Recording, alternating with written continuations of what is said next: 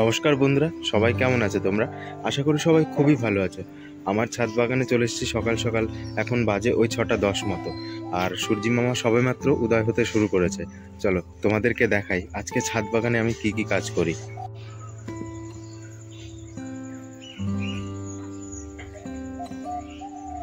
ছাদে ওঠার সময় সাথে করে দুবালতি জল নিয়ে চলে এসেছি, কারণ দেখতে পাচ্ছি রোজ দুবেলা করে জল না দিলে ছাদের গাছগুলো একদমই নষ্ট হয়ে যাচ্ছে। আজকে কিন্তু ছাদ বাগানের একটা গুরুত্বপূর্ণ কাজ আমি করব। এই যে দেশি জবা ফুলের গাছটা আছে, এই গাছটাকে আমি তো নিম অয়েল দিয়ে অনেক ঠিক করার চেষ্টা করেছি। আসলে কি হয়েছে, গাছটায় প্রচুর মিলিবাগের অ্যাটাক হয়েছে। কয়েকদিন আগেও একবার হয়েছিল, তখন নিম অয়েল দিয়ে ঠিক করেছিলাম। তারপর দেখছি আবার হয়েছে। এবার এত পরিমাণে হয়েছে, আমি গতকাল রাতেও নিম অয়েল স্প্রে করেছি, কিন্তু কিছুতেই দেখছি ঠিক হচ্ছে না। শেষমেশ ভাবলাম গাছের ডালগুলোই ছেটে দিই, আর এমনিতেও ছাটার প্রয়োজন ছিল। যখন আমি এটাকে রিপোর্ট করে এই বড় ড্রামের মধ্যে বসিয়েছি, তারপর এটাকে ছেটে দেওয়ার প্রয়োজন ছিল, কিন্তু আমি সেটা না করে এভাবেই ডালগুলো রেখে দিয়েছিলাম। কারণ প্রতিটা গাছের ডালের আগায় প্রচুর কুড়ি ছিল আর প্রচুর সংখ্যক ফুলও হতো।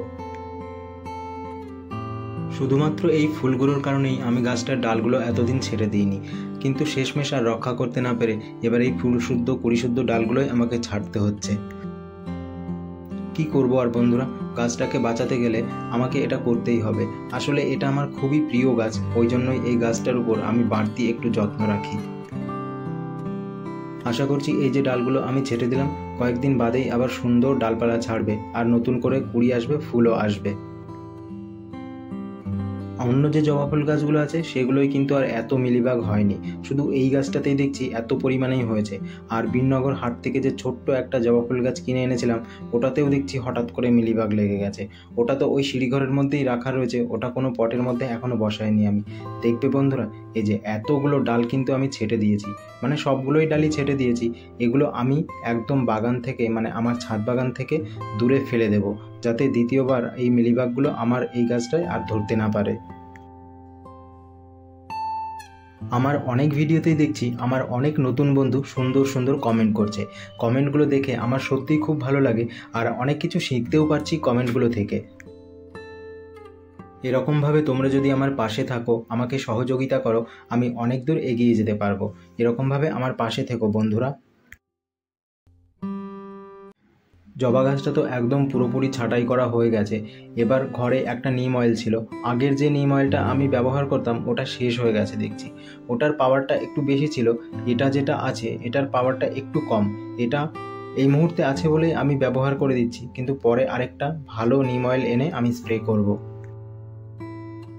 চলো বন্ধুরা, এবার একটু গার্ডেনিং ট্যুর করা যাক।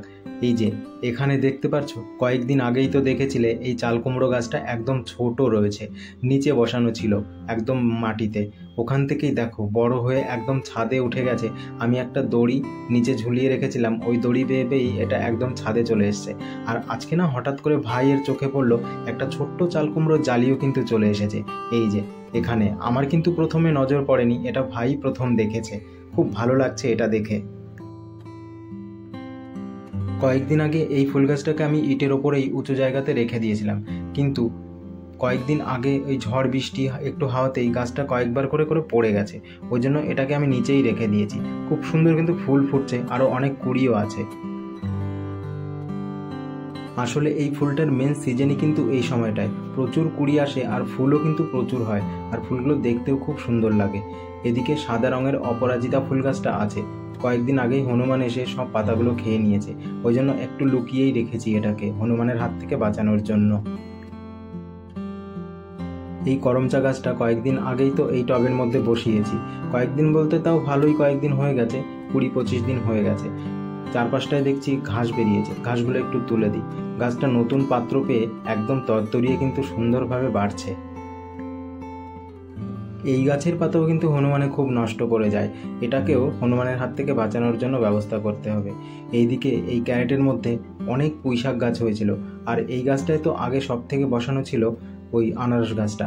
আনারস গাছটাকে একদম ঢেকে দিয়েছে।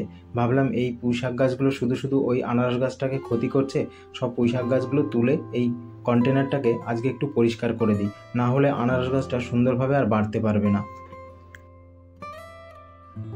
প্রথমে তো ভেবেছিলাম পুঁইশাক গাছগুলো যখন ছোট ছিল এগুলোকে তুলে তুলে অন্য পটের মধ্যে বসিয়ে দেবো, কিন্তু সেটা আর হয়নি। এখানে একটা অপরাজিতা ফুল গাছও ছিল, ওটাকেও তুলে ফেলে দিলাম। আজ সকালে হাতে সময়টা একটু কমই আছে, ট্রেন ধরতে হবে, বেরিয়ে যেতে হবে, ওই জন্যই একটু তাড়াহুড়ো করে ছাদ বাগানের কাজ করছি। একটু আজকে মাটিটাকে খুঁড়ে রাখলাম, পরের দিন এটার মধ্যে আমি সার যোগ করব কিছু। ছাদ থেকে নামার আগে প্রত্যেকটা গাছে একটু জল দিয়ে যাই, না হলে ছাদের সমস্ত গাছপালার অবস্থাগুলো একদম বাড়ি এসে আর দেখার মতো অবস্থায় থাকবে না। তখন দেখে এত খারাপ লাগে, মনে হবে যে সকালবেলা কেন আমি জল দিয়ে গেলাম না। ছাদ থেকে নিচে নামার পরে ভেবেছিলাম নিচের গাছগুলোও তোমাদের সাথে একটু শেয়ার করে দেবো, কিন্তু সেটা আর টাইমে হয়ে ওঠেনি আজকের মতো। তাই ভিডিওটা এ পর্যন্তই শেষ করছি। খুব তাড়াতাড়ি দেখা হবে নতুন আরেকটি ভিডিওতে। সবাই ভালো থাকবে, সুস্থ থাকবে, আর আমার চ্যানেলটিকে কিন্তু অবশ্যই করে সাবস্ক্রাইব করে দেবে। ধন্যবাদ বন্ধুরা।